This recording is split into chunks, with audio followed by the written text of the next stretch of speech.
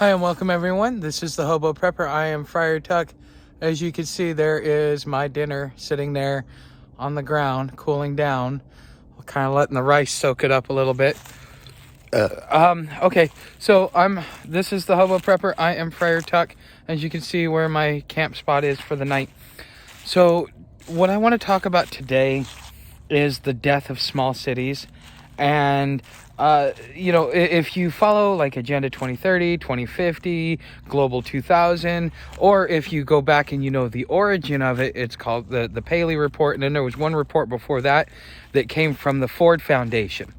And this started all the way in the 1930s. So for the last 100 years, you have had rich people trying to convince the government that there are too many people on this planet and that we need to use government policy and government ways to be able to kind of, keep us down in a lot of ways. Reduce the family size. So if you notice, we've gone from like 4 down to like 1.5 or 1.75 now. So we are actually in a negative incline or a negative decline on our population. But something that I'm noticing, going through all these small cities. So like you go through a city like DeLand, okay? And I mean, yeah, it's in between Orlando and Daytona, but they generally, you expect the small cities, if they don't have a shelter, to at least have feeding a couple of days a week just for the local homeless, if they're down on their luck or whatever, just to make sure that they have food. And I even stopped and talked to a couple of homeless people today. And I asked them, I said, do they have any feeding lines, any food lines, anything else like that? He said, well, they used to, but, people just don't care anymore. They're too busy hustling and bustling. And I don't really think that's the case. I think that, there's a conundrum that's going on, and it's in a lot of ways, it's stupid. So when you're a mayor, when you're in the city council and stuff like that, you have the homeless population, right? But that homeless population drags down property value. It increases crime. It increases drugs. It has a negative effect on a town. So these small cities, in order to remain viable and in order to remain sustainable, they are going through the process of just eliminating all of their homeless programs and trying to cart any homeless that comes into their county or their city. They're just going to run them out and push them to the next city. But the thing is it looks like the only place where you can get any type of homeless services now are in the larger cities. So like Gainesville, which has got 100,000 people in it, or you have Tallahassee, which has like 150,000 people in it. You have places like Mobile and other larger cities around the area. And I think a lot of what's happening is that they're, one, trying to attract the homeless there, but two, they're trying to also kill out the small cities, because it just kind of seems like that's the atmosphere, because you have people that are that are down and out, and I don't know how to explain it. It just seems to be the aura that I get as I'm going through these small cities. So I talked to a lady today, and she was telling me how she was renting from a guy dies, nobody comes and claims the property, somebody else comes and claims the property, she pays rent to him, that guy ends up going to jail because he was doing some things he wasn't supposed to. And quite frankly, I would want to know more of the details of the case to actually send that guy to jail, because I mean, he was doing a lot of the same thing that I was doing, so why didn't I go to jail, and why did he?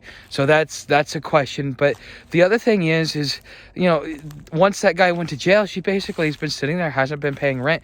She paid the property taxes. She's done the upkeep and make sure to keep the land viable, because the county is coming down on them. Well, now that the housing market's really good and all this other stuff, and people are like, well, I need money. Now they're trying to sell this house out from under this lady.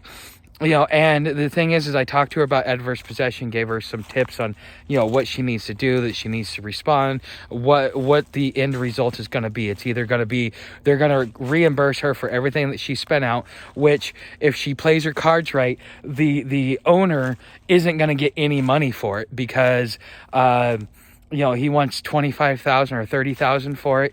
And if she with all the upkeep and everything, the taxes and the stuff that she's done to it over the years out of her own pocket, well, she deserves reimbursement for that.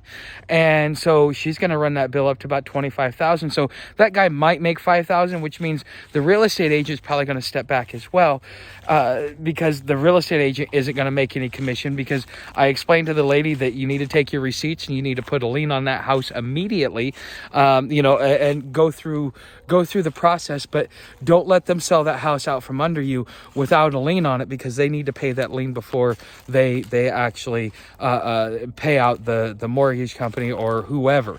Okay, which the house is owned free and clear.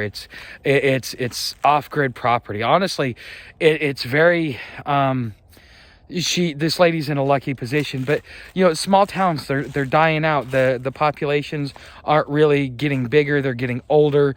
A lot of the younger kids, they're moving to the bigger cities, they're going off to college, and these small towns are just dwindling in size over time.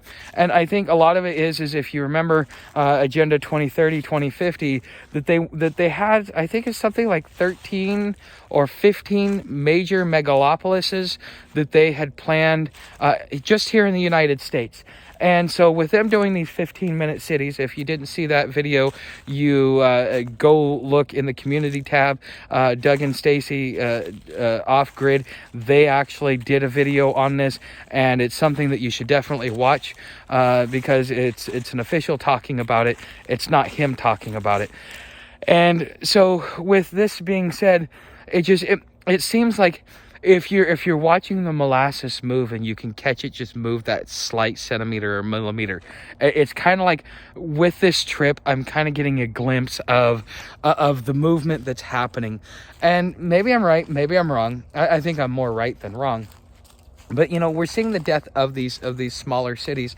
And so with them trying to create these 15-minute cities, I think that this is really something that I think that they're finally getting towards their end goal, because once they bring us our digital currency, which I can't remember who it was it Economic Ninja, or maybe it was George Gammon, who said that we would probably have it by March of this year, because the government's already planning for it, is already practicing and preparing for it.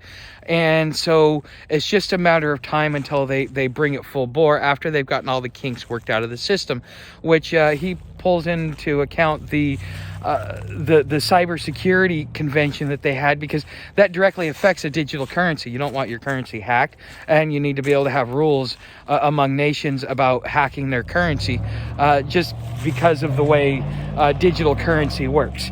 And so with that being said, it's just like, wow, all of this stuff is starting to line up one after the other. And so with the digital currency, they will be able to implement the 15-minute cities, and it's going to be done so under the radar that you really won't notice it, except for maybe you might get a notice here or a notice there. And once it becomes law, it's going to be very, very hard to overturn it. It's going to take years to send it through the Supreme Court, unless you do in the Marine Corps, they call it Marine Corps and Navy, they call it requesting mass. But there's something else to the Supreme Court that is very similar, where you bypass all the lower courts and you go straight to the Supreme Court. That would be the only way that something like this would ever be able to be stopped in time. So this isn't going to be stopped. And once it gets to a point, just like with Obamacare, at first it was unconstitutional, then it became precedent, and because it was already precedent, they weren't going to call it unconstitutional, because something had already been set for it, and it had been a long enough passage of time to where they couldn't roll it back, because it had already developed its tentacles into the system. So this is something that I think that as preppers, as humans, as individuals, we should be concerned about. Not because, the 15-minute cities is a good idea. It's going to actually save you money in the long term, because you can walk anywhere you got to go. So that's like a $300 car payment gone, $200 insurance payment gone, $200 a month in gas gone. you know, that's a big savings. But with inflation and everything else that's happening, basically it makes it so that you can survive. Notice how all these things are playing out. Now, I might be wrong. I might be just seeing too much into this. Who knows? But I find it a really interesting coinkydink. And so I'm curious what you guys think. Okay, one more thing I want to touch on before I close this video is somebody said that I was giving a kid weed. And I want to make sure that I clarify this. Okay, there is jargon within the homeless community. If somebody is younger than you or in their 20s, you refer to them as a kid out here. Now, if they're over 30, you could call them an old guy. If they're over 50, you start calling them old school or OG. Okay, it's just kind of the way that we call each other out here. And this is something I picked up from the West Coast when I was in my 20s to begin with. So, you know, I mean, we always called each other kids, and it's just kind of, it stuck with me, you know. And so if you guys hear me call somebody a kid, it's no. We're not talking about an adolescent. We're not talking about somebody that's under 18. Because, you know, when you go, here's the dirty underbelly of the single men shelters, okay, or even these co-ed shelters, is that you got to realize that they can't have children around there, actual children. They cannot have them around there.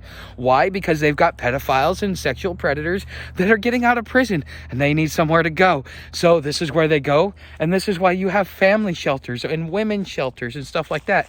But in some places, they're doing co-ed, like Tallahassee and Gainesville are both co-ed, which I find to be strange, because everywhere else I've always been, it's always been the you had a women's shelter, you had a domestic violence shelter, and then you had a men's shelter. Or if there was a woman's shelter, it was a tiny room in the basement, because generally there isn't a lot of women that are homeless. But now it seems like all of Grace Marketplace, I would say 60 to 70% of those beds that are being filled out of the 150 that they have are females. Because a lot of the guys, they send their woman inside. Well, they sleep outside, and some women sleep outside, but, you know, it depends upon your lifestyle and what you do. I was chastised for keeping Sabrina outside, but, you know, I guess you'd call it lesson learned. But with that being said, guys, I mean, there's a lot going on. You need to start paying attention. This is going to be a very, very busy year if you are prepping and if you are waiting for the apocalypse to happen, because I think that this year might be a very, very important year, and next year is going to be even more important than this year. It just seems like after 2020, everything's gone to shit.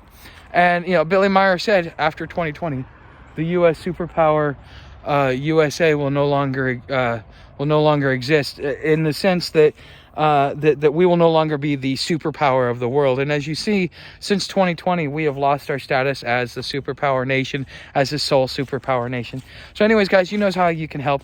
Like, subscribe, share, come on over to Patreon, get Patreon only content. I'm still kind of trying to switch around and figure out how to do Patreon, because when I travel, I want to be able to do videos for you guys and videos for the Patreon community.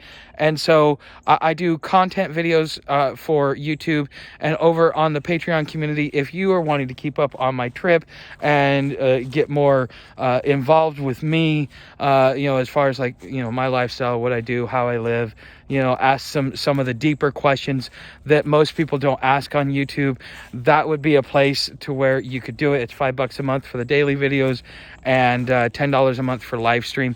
Also, if you want to, the gear that I use, as you see, it's in the background. I use it every day, so you can use this gear yourself too. Okay, and then also you have the affiliate links down there. Okay, so like, subscribe, share, Okay. Okay, guys. So I will see you in the next video.